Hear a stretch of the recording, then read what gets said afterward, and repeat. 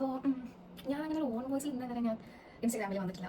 ഞാൻ ആദ്യമായിട്ടാണ് ഇങ്ങനൊരു ഓൺ വോയിസ് വീഡിയോ ഇടുന്നത്. Because I had A bad experience.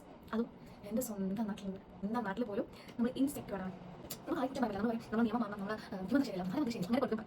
അവർക്ക് നല്ല ശരിയായാൽ പോലും ഇങ്ങനെയുള്ള കഴപ്പന്മാർക്ക് ഇതിൽ കുറവുണ്ടോ? ഇല്ല. കഴപ്പന്മാർ കഴപ്പ് കാണിച്ചുകൊണ്ടേയിരിക്കും. അവൻ്റെ സബ്ജക്റ്റിലോട്ട് വരാം.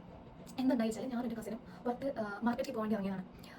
ആലോചിക്കണം, സമയം 1 മണിയോ 2 മണിയല്ല. ഞാൻ ഈ സമയം 1 മണി 2 മണി പറയാൻ കാരണം അതൊരു മോശമായ സമയമല്ല, പക്ഷേ നമ്മുടെ സൊസൈറ്റിയിൽ അതൊരു മോശമായ സമയമാണ്.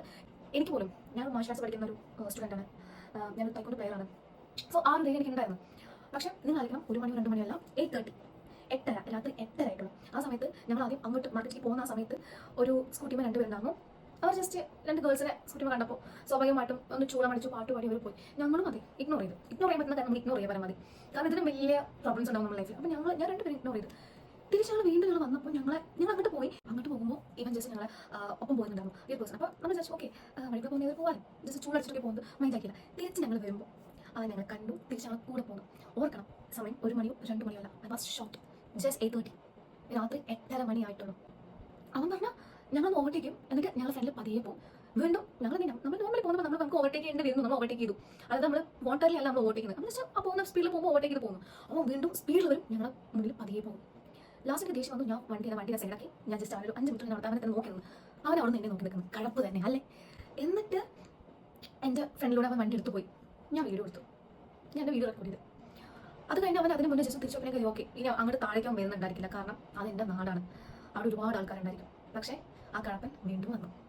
ഞങ്ങൾ മാർക്കറ്റിന് മുന്നിൽ എത്തിയപ്പോൾ അവൻ ആദ്യം അങ്ങോട്ട് പോകും, ഞങ്ങൾ നോക്കും. അവനെ കണ്ടറിയാം നോർമല്ല, അബ്നോർമലാണ്. ഒന്നും മാനസികമായിട്ടൊന്നും തകരാറുണ്ടായിരിക്കും. ഇനി വേറെ എന്തെങ്കിലും അടിച്ച് തിരിഞ്ഞാണോ അറിയത്തില്ല, ലോണോ. പക്ഷേ നോർമൽ അബ്നോർമലാണ്. അത് കഴിഞ്ഞിട്ട് ഞങ്ങൾ അപ്പോൾ ഞാൻ ചെയ്തു അവൻ്റെ വീഡിയോയും ഫോട്ടോയും ഞാൻ കറക്റ്റായിട്ട് ക്യാപ്ചർ ചെയ്തു. I was like shocked. എനിക്ക് ശരിക്കും ഹേർട്ടായി. കാരണം എനിക്ക് റിഗ്രറ്റ് അടിക്കുന്നത്, കാരണം എനിക്ക് പ്രതികരിക്കാൻ പറ്റിയില്ലല്ലോ എന്നൊരു കാര്യത്തിലേക്ക് റിഗ്രറ്റ് അടിക്കുന്നുണ്ട്.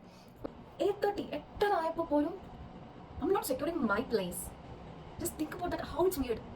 നാട്ടിൽ എൻ്റെ വീടിൻ്റെ ഒന്ന് 2 മിനിറ്റ് ഉള്ളൂ എൻ്റെ ടൗണിക്ക്. അവിടെ പോലും ഞാൻ സെക്യൂർഡ് അല്ല. അപ്പോൾ ഞാൻ പറഞ്ഞു വരുന്ന ഗേൾസിനോടാണ്, സേഫ് ആയിരിക്കും. ബിക്കോസ് നിങ്ങളുടെ വീട്ടിൽ പോലും സെക്യൂർഡ് ആണെന്നില്ല. ഇന്നത്തെ കാലം അങ്ങനെയാണ്. ഇത് തൊട്ടടുത്ത ടൗണിൽ പോലും എൻ്റെ നാട്ടിൽ എന്നെ അറിയാവുന്ന ആൾക്കാർ നിൽക്കുമ്പോൾ പോലും ഞാൻ സെക്യൂർഡ് അല്ല. കീപ് ഇൻ യുവർ മൈൻഡ്, നിങ്ങൾ സെക്യൂർഡ് അല്ലെങ്കിൽ ഇൻസെക്യൂർഡ് ആണ്. പറ്റുമെങ്കിൽ പ്രതികരിക്കാം. അത് മെൻ്റൽ അല്ലെങ്കിൽ ഫിസിക്കലി ആണെന്നുണ്ടെങ്കിൽ അവർ വാട്ട് എവർ ഇറ്റ് ഈസ്, അവർ എന്ത് ചെയ്യാൻ വന്നാലും പ്രതികരിക്കാം. എനിക്ക് വന്ന് ഇന്നത്തെ റിഗ്രറ്റ് ചെയ്യുന്നത്, കാരണം എനിക്ക് പ്രതികരിക്കാൻ പറ്റിയില്ല. കാരണം എനിക്ക് ആലോചിക്കുമ്പോൾ സങ്കടമാവുന്നത്. കാരണം എന്താ പറയേണ്ടതെന്ന് പോലും എനിക്കറിയില്ല. ഞാൻ എൻ്റെ കസിൻ സത്യം പറഞ്ഞാൽ literally she was like shivering. Because നിങ്ങൾ ശ്രദ്ധിക്കുക, ബി സേഫ്, എല്ലാം ഭയങ്കര സേഫ്, എല്ലാം എന്താ പറയുക എനിക്കറിയില്ല.